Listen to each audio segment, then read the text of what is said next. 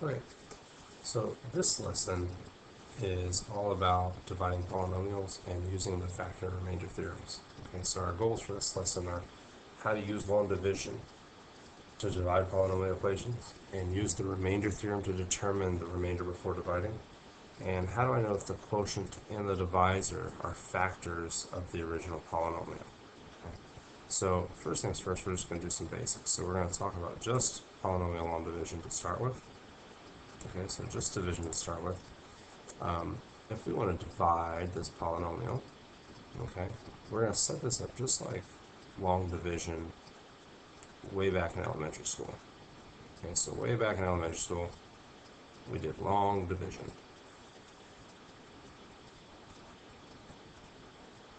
Okay, now it's going to be a little bit different from the long division we did in elementary school, because in elementary school you just dealt with numbers. Okay, but now we got variables, and a couple of them, different degrees here, so this is a little different. So we're kind of ignoring this -5 to start with, okay?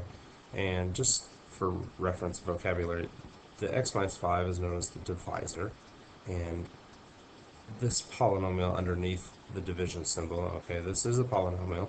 It's also known as the dividend, okay? So just some background vocabulary. So the question we need to ask is, we need to put x minus 5 into this polynomial. So we're going to ignore the -5 to start with, and we're just going to ask ourselves, x times what will give me x squared? Okay, x times what will give me x squared? Since they both only contain x, it's probably going to be a good bet that this is also going to have to be an x, okay? And then we need to figure out what exponents add together to give me 2, all right? So my initial variable has an exponent of 1, and so when we multiply these, we're going to use product rule, product property, okay? So product property, okay? So we're going to be adding exponents. So what exponent am I going to have here to add together to get 2? Okay, so 1 plus what gives me 2? So it's a pretty obvious answer. This one's 1 plus 1 gives me 2, okay? So x goes into x squared, x times x gives me x squared. And we are going to multiply times -5, so x times -5 gives me minus 5x. Okay. And then from here, we come through and we change the signs. So we subtract, and this becomes positive. These two are 0. And we have 8x. And we drag down our minus 40. So this part of the process is very, very similar to what we did in elementary school. Okay, this whole adding, subtracting, drag it down. Very, very similar. Okay, so minus 4. So now 8 goes into 8. X times what gives me 8x? Since there's only an x in the end and an x in the beginning, there's not going to be any more x's. Okay, so we just need to multiply by 8. So x times 8 gives me 8x. And then 8 times -5 gives me -40. Okay. And I come here and we subtract. These cancel out. And -40 plus 40 gives me 0. So we have no remainder, and therefore our quotient, which is known as q of x, is simply what's on top here. So it's just x plus 8. Okay. So sometimes division problems don't look like division, but they are. Okay, so anytime you have a ratio, like this is a ratio, this is a division problem. Okay, always look for opportunities to factor when you have a division problem. Okay, whenever you have a problem like this where you can simplify, try to factor it first. Okay, you want to try and factor it first. So if you look here, I can divide all 3 of these terms by 6, and all 3 of these terms I can take out a power of x. Okay, so if I simplify this, I can take out a 6 from everything, and I can take out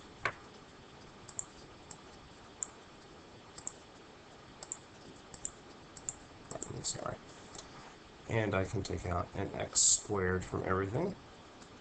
and I can even take out a y from everything. So if I do that, if I divide this out, okay, this first term, 6 divided by 6 leaves me with 1. X to the fourth divided by x squared gives me x squared. Y to the third divided by y gives me y squared. And then the second term, 12 divided by 6 leaves me with 2. X, y. And then 18 divided by 6 leaves me with 3. And since there was only an x squared y to begin with, I took them both out. There's no variables left. Okay?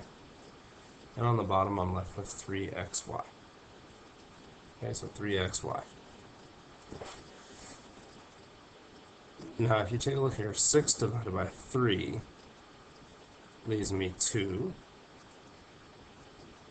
X squared divided by x takes care of my exponent of 2 and brings it down to a 1. And then y divided by y is just 1. So my final simplification here is going to be x times x squared y squared plus 2xy minus 3 all over nothing.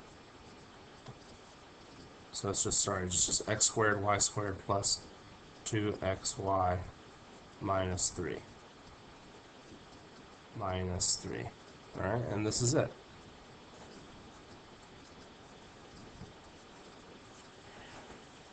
Alright, so the second one. Which expression is equal to this one right here? Okay. As soon as you see this -1 power, okay, this immediately tells you that this 3 minus a is going to the denominator. So what you're going to end up with is an expression that looks like x squared plus 7a minus 11 all over 3 minus a. Okay, so this is division. And we're still going to use long division. Okay, so I'm going to rearrange this to make this -a plus 3. Plus 3.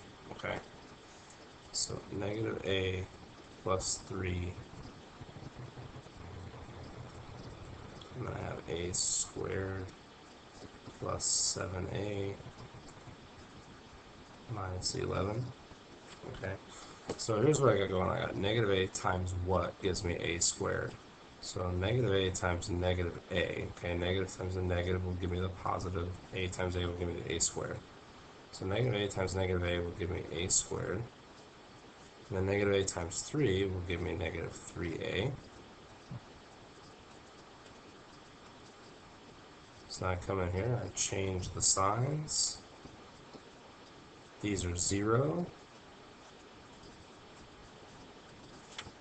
3 plus 7 gives me 10a. Then I drag down the minus 11.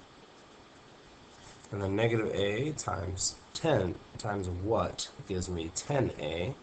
So it needs to be positive, so I'm going to need another minus. So minus 10. So -10 times -a will give me positive 10a. -10 times 3 will give me -30. And once again, I come in here and I change the signs. Those are zeroed out. And -11 plus 30 leaves me with a remainder of 19. Now, when you have a remainder, you can't just write remainder of 19, okay? Your quotient is this part. So my quotient is -a minus 10 plus 19. And then back over here, my original expression was 3 minus a. So I'm going to go ahead and use that 3 minus a. Because even though I rearranged it here, it's still the same. It didn't change, okay? And so now we're just matching it up. So which one matches this one? Well, we're looking right here at B. Okay, be really careful. This one was really close, but it has subtraction. Okay, so be very, very careful. Alright. Alright, so the next we're going to be talking about the remainder theorem. This right here is the mathematical definition of the remainder theorem.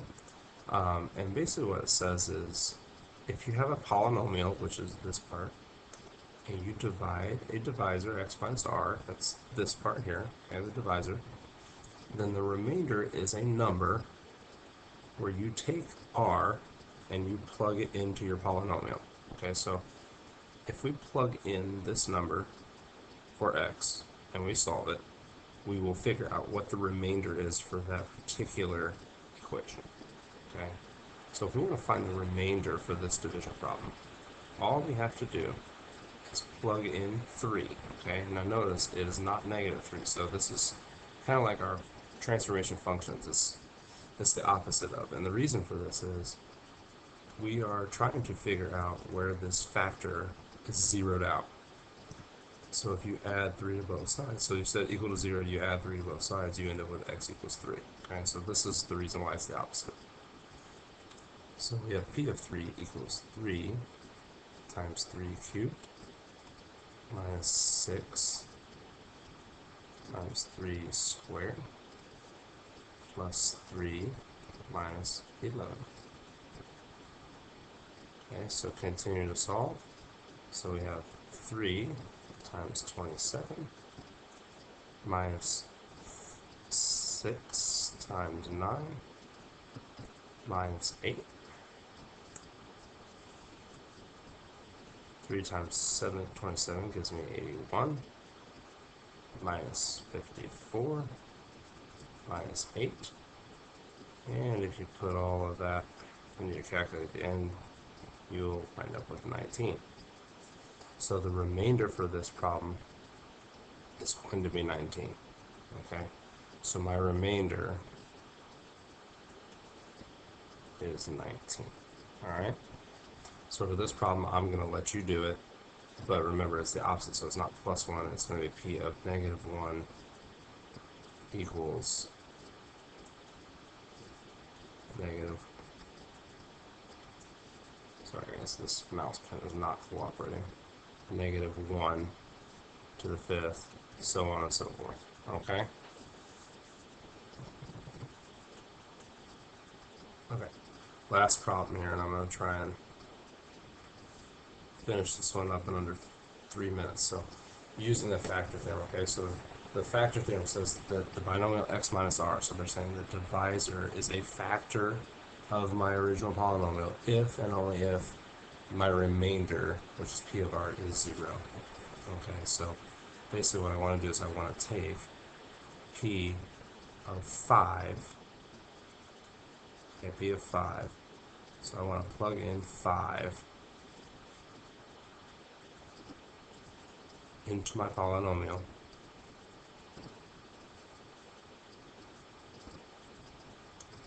So I'm plugging in 5 to my polynomial, and I want to solve this. So I got p of 5 equals, okay, so p of 5 equals 5 cubed gives me 125 minus 7 times 5 squared, which is 25, plus 7 times 5, which is 35, plus 15. So p of 5, just continue the problem, equals 125 minus 7 times 25 gives us 175, and then 35 plus 15 gives us 50. Okay.